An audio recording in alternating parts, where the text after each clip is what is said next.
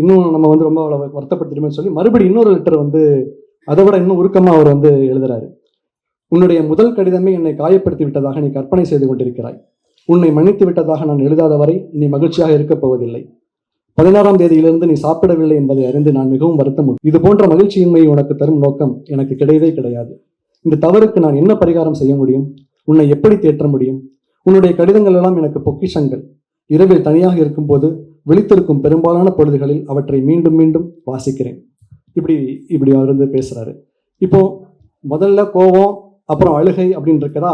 இப்போ மறுபடியும் என்ன ஆகுதுன்னா, அம்பேத்கர் வந்து என்ன பண்றாரு, டால்ஸ்டாயோட பயோகிராஃபியை படின்னு சொல்லிட்டு சவிதா அம்பேத்கருக்கு பரிந்துரைக்கிறார்.